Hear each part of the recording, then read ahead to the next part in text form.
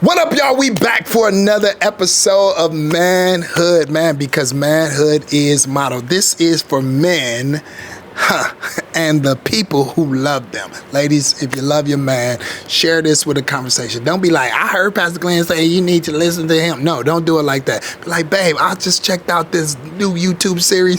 Let's watch this and tell me what you think about it. Or share this with your brother. You know what I'm saying? You gotta be a wise woman. Don't be leaning in trying to tell him to listen to me like I told you something about him. That ain't how we want to do this. Be a wise woman and make a subtle suggestion and say, yo, I just got through watching this thing called Manhood. All right, we about to lean into what it means to be a husband today. A husband, because a husband holds the family together. Let's go into it, all right? I need you to let somebody know. We out here. Let's go. Because we are the church. Brothers, lift up a shout.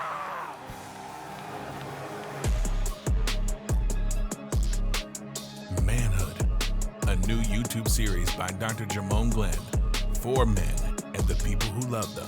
Tune in live on YouTube at 7 a.m. Central or watch anytime on YouTube at Jermone Glenn.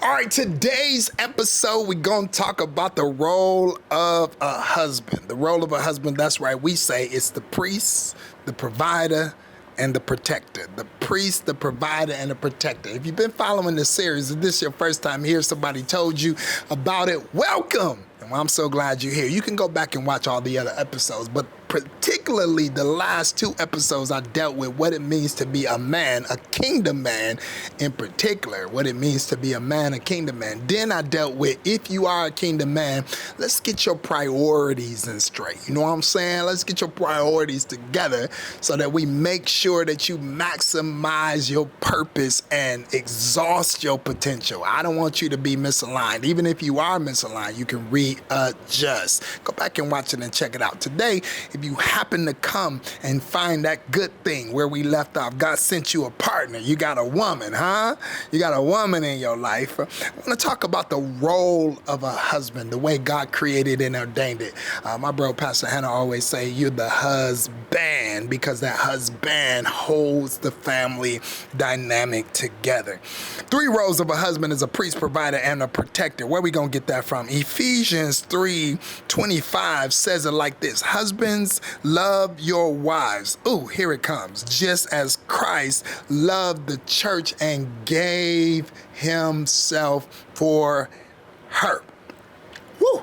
Interestingly enough, scripture never tells a woman to love her husband, but he does tell a husband to love his wife. Never tells a woman to be like Christ, but does tell the husband to be like Christ and love his wife. What? Be like Christ, love your wife. You mean forgive her. You mean keep up with her. You mean care for her, speak life to love her, cover her. Oh my God. Yes, that's the assignment. Even if you never saw a man be a man or never saw a man be a good husband, God says you really don't have any excuse, because all you got to do is watch me, watch Jesus, and see how I tend to you and how I care for the church. That is your motto. Now, it's not letting the ladies off the hook, but I'm not here to talk about ladies. No, ladies, men don't translate love as love. They translate love as respect, but that's a whole nother episode. I'm gonna have to get into that later.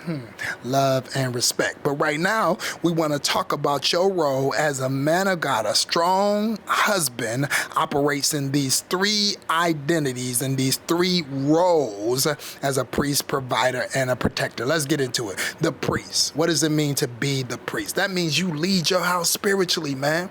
That means, it doesn't mean, we confuse spirituality with being emotional, right? We feminize church and Christianity and the kingdom so much because ladies are on the forefront of that spiritual touch. But man, did you ever consider that when Jesus came to the earth, he had ladies following him, but he picked 12 dudes to walk with him to become spiritual. He picked 12 men to follow him. When did we feminize our faith? When did faith become so feminine, huh? When did the only way that we show that we are spiritual is if we act in a way that is related to our counterparts, our other part, right? Real spirituality is not femininity. Real spirituality is functioning in the realm of faith. Jesus modeled this when he came to the earth and he said, come follow me. Come, hard-working entrepreneur dudes, tax collectors, fish people, doctors, tent makers. I need y'all to ride out with me. We don't got no donkey. We ain't got no horse. We walking everywhere in the streets of Jerusalem. We taking boats to the other side, and we about to go and change the world. That's the invitation that he invited. And when it began, he started with men. Yes, ladies came along, but they was not in the forefront. When did the ladies become the forefront of our homes, where all the spiritualities tends to come from them? It's not God's divine design. It's religion. It's not the kingdom. Because a kingdom man is a priest. He is the spiritual covering for his house. Just as Christ became our spiritual covering, he intercedes for us and for our family, so does the priest. The priest is not just the person that preach. The priest picks the pastor, right? As the man of God, you decide where you worship, where your family worship, who is your spiritual accountability, your spiritual covering. Who will your family allow to be the pastor? You the first pastor, man of God. He prays, he guides, he gives and builds a culture of faith. He teaches his children their faith. You are the leader. They shouldn't be sent to church by you. They should be brought to church by you. You heard what I'm saying? Because truth of the matter, you are the priest. It is your role. So set some time daily, weekly for prayer with yourself. Sit with your family. Speak blessings over your home. On Sundays, I love to have Sunday dinner. Sit around the table. Talk about church, what you heard, what you learned, what happened. Speak a blessing. Pray over my family. Man, did I grow up with that in my house? Absolutely not. Much respect to my dad, and I love him, but he never did that for me. But just because it never was done for me, don't mean it can never come from me. You understand what I'm saying? You gotta be what you wish you had and be what you needed. Set the spiritual tone for your house and pray and cover and bless your family. Number 2, he is a provider, He's a provider, and this is more than money. It's not just money. It's not eliminating money. He is a provider. Provision is more than just finances. It's about meeting the spiritual, emotional, and physical needs of your family. A priest and a provider. You show up, you provide support, you provide encouragement, you provide direction, you provide insight, you provide wisdom. Yeah, you provide money too. You pay for stuff, man. You are a giver. You are built to be a giver, wired to be a giver. If you ever forget that you're a giver, just look between your legs, Your anatomy reminds you that you built to give. You hear what I'm saying?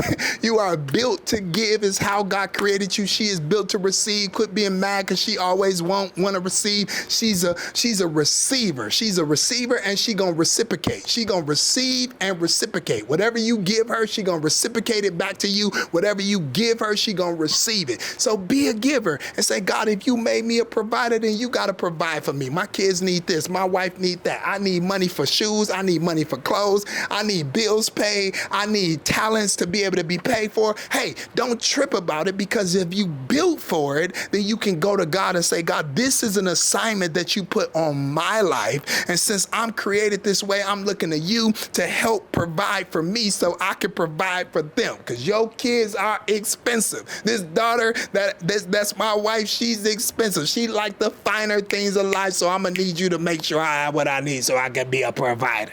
You heard what I'm saying? And then don't just let it be about money.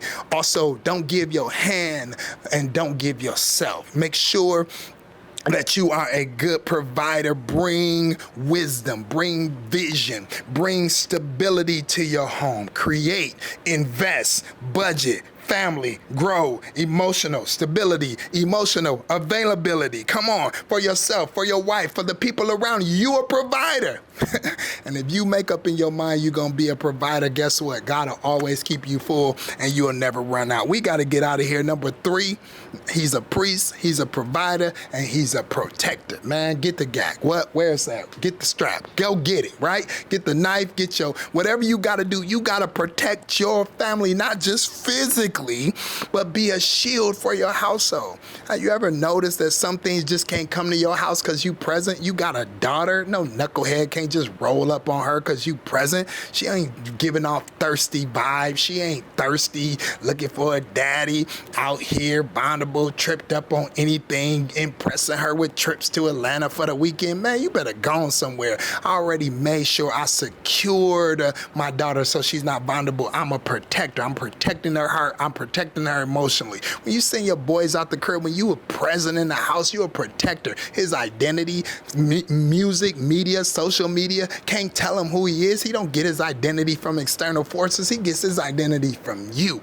You're a protector. You guard him. You make sure that when you raise him, you develop him, you teach him, you train him. He's about to be somebody else's father. He's about to be somebody else's husband, huh? When you raise him, when you raise her, you raising your own grandchildren. You protecting your legacy. You protect your legacy by the investment that you put inside of him. Show up, have hard conversations. Talk to him about sex. Talk to him when his hair start growing underneath his arms and on his balls, and what that feel like when you wake up in the morning and all of a sudden you standing at attention. Let's have a discussion about that so you don't find your sexuality and try to explore your sexuality in other places that are not safe. This is a safe space. Let me talk to you about that so I can protect you. You can feel safe. You can feel vulnerable. You can feel transparent. This is a trusted space. I want to be a protector, not just physically, but of you emotionally. So you don't feel like you got to always be hard and the cry is to be weak and to show your vulnerability and emotion. No, have an emotional stability in your children, in your home atmosphere where people learn how to speak up for themselves. Create a safe space so that they can articulate their thoughts and understand how to communicate when they're in open and honest environments. Your children always talk. They say something. That's right, because they know how to articulate their thoughts because we're used to having conversations. I protect them intellectually. I protect them physically. I protect them emotionally. I protect them spiritually because as a husband, you are a protector. Of course, for your wife, let her be safe in your presence. Let her be safe in your presence. A husband is the guardian of his home, protecting everybody in his domain. You are a shepherd, right? And as a shepherd, you fend off the wolves. No wolves allowed, right? He leads and protects. He leads and protects. So guard your home.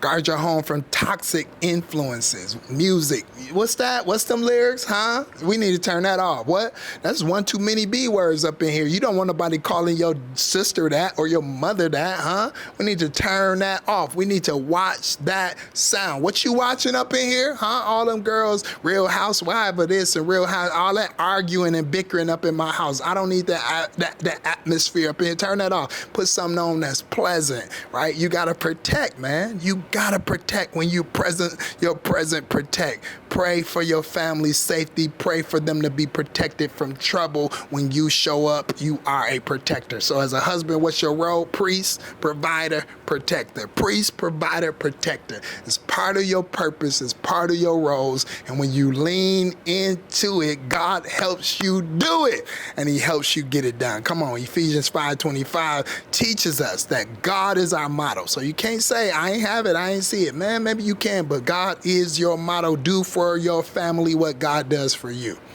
Live sacrificially, live strong, live steadfast, live steady. And when you operate as a priest, provider, and a protector, you create a home that is safe spiritually, emotionally, and physically. Think about it. Which area in 2025 do you want God to strengthen you in? It's okay to be vulnerable and to pray. Man, I'm not good at all of them all the time, but I'm aware of them, and my awareness of them causes me to align with the purpose and the plan of God. I need you to make a declaration by faith. This is how we always go out. Come on, say it. I'm a priest. I'm a priest. I'm a provider. I'm a provider. I'm a protector. Now let's get it. I'm a priest. I'm a provider. I'm a protector. Come on, say it again. I'm a priest. I'm a provider. I'm a protector. I love and I lead my family with wisdom, with strength. My marriage is built on faith, love, and purpose. and I walk in my God-given role with confidence, with Godfidence. You heard what I said? Why? Because manhood is motto. Man, when you know better, you do better. You can't say you don't know now. You didn't watch this episode, and you can watch it again and again and again and again. And ask God to help you to be the man that he's called you to be. If this was good, I need you to invite somebody, share it, tag, talk to somebody, tell somebody that is out here. Help them find what they need that they might be missing. Encourage people to make sure that they communicate. Talk to me in the chat. Let me know you got a question for me. Send it. I'd love to hear it, all right? And as always, you can what sow where you grow. Share the lessons. And most importantly, I need you to live what you learn. You heard me? Come on, welcome to manhood. It's the best hood. Peace.